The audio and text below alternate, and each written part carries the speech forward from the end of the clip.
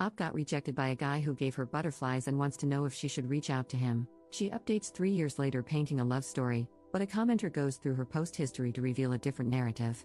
Posted by u/chroma_sparkles. So, I, 31F, was seeing a guy, 38M, for about a month. We went on 7 dates total and slept together twice. He seemed very excited about me in the first 3 weeks, planning dates, kissing, holding hands, and showing general PDA in public. He paid for every meal and activity, and he texted me daily. We had great conversations, and everything seemed to be heading toward us happily dating. Then, this past week, I suddenly noticed him slow fading me.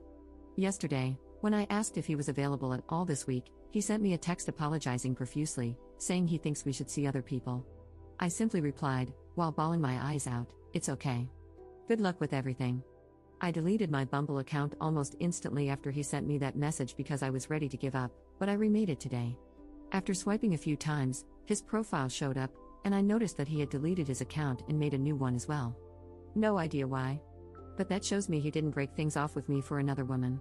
Of course, like a dork, I still swiped right, holding out some kind of dumb hope that we'll match again.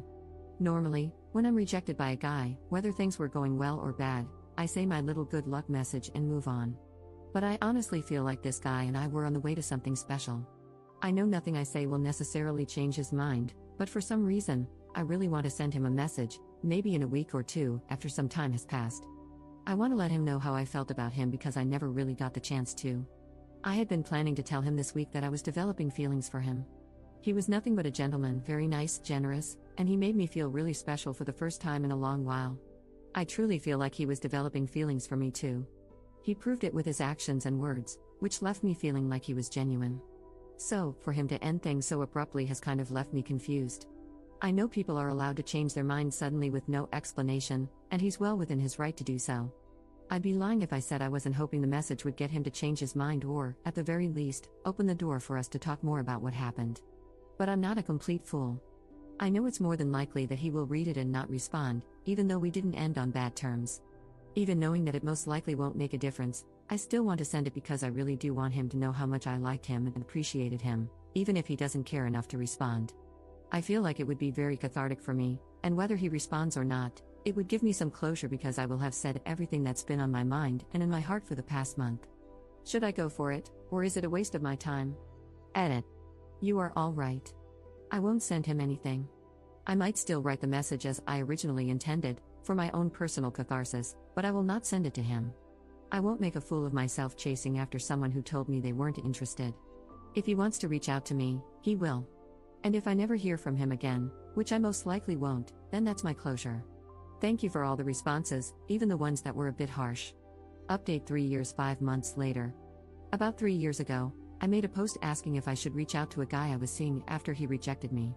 The general consensus was no, so I didn't. However, 3 months after I made that post, he actually reached out to me. We hadn't spoken at all during those 3 months, and I didn't go on any dates with anyone else. When I saw his text, my heart dropped, but I remained skeptical. After about 3 days of texting, he asked me to dinner. I grilled him about why he had rejected me and why he decided to reach back out.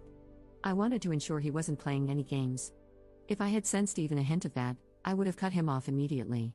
To keep things vague for privacy, the reason he gave for rejecting me was that he thought there was an incompatibility between us. Even though he really liked me, he didn't want to drag things out and then break it off later after one or both of us had developed deeper feelings. I asked why he decided to come back, and he explained that he realized we had something really good. He said he really liked me and was willing to overlook the incompatibility because, after thinking it through, he concluded it wasn't a big deal in the long term. For context, it wasn't anything major like kids, marriage, etc. He admitted he had made an assumption and ended things too early when he probably should have waited and talked it out with me. He acknowledged his mistake and apologized multiple times. I also asked if he had been seeing anyone else during the 3 months we weren't talking. He said no, he hadn't even been on any dates since me. Since he had never given me a reason not to trust him, I chose to believe him. I just wanted to make sure he wasn't using me as a rebound after being dumped or something. Long story short, we've been together ever since that dinner.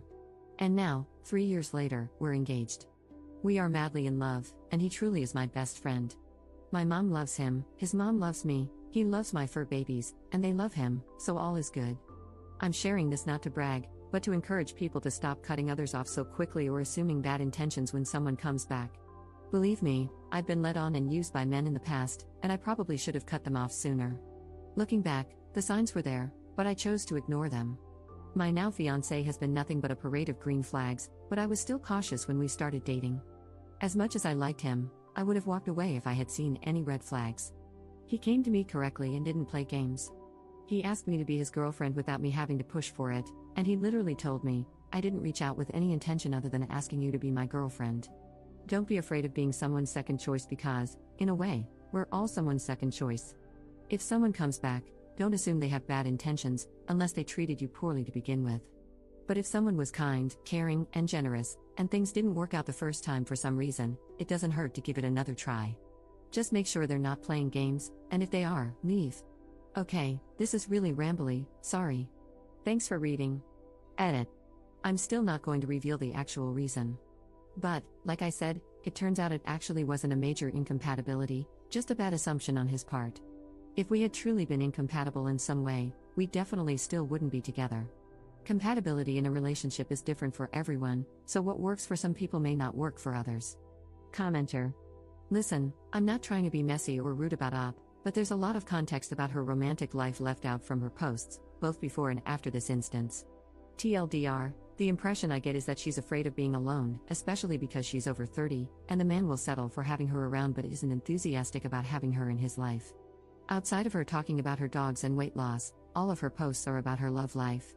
6 years ago, in our /dating over 30, she complains about being ghosted by 3 potential romantic partners in 2 days. She estimates she's matched with 200 profiles in the past week on 2 platforms without any results. 5 years ago, in our /dating over 30, she's talking to 2 guys from online dating platforms. The 2 conversations always turn to cuddling, even when she steers away from that topic. She expresses confusion and seeks confirmation that the guys are trying to get sexual.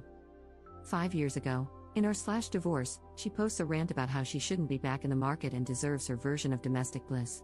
She says she's constantly getting rejected but also states that everyone she speaks with is boring. She mentions that when she was married, she constantly celebrated that she wasn't dating anymore. She closes out by stating she'd never get back with her ex but misses being happy in a marriage. 4 years ago, she wrote the original post about reaching out to the guy who rejected her. 2 years ago, she posts in our /Black Ladies and our /Relationships over 35 about the same topic.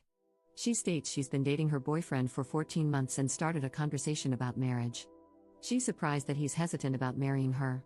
He says he's not against marriage but is more scared of the possibility of divorce, attributing this fear to watching his parents' nasty divorce.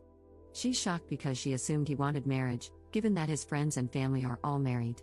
She ends by panicking about whether he wants to marry her and wonders if she should give up the desire for a legal marriage to hold on to the relationship.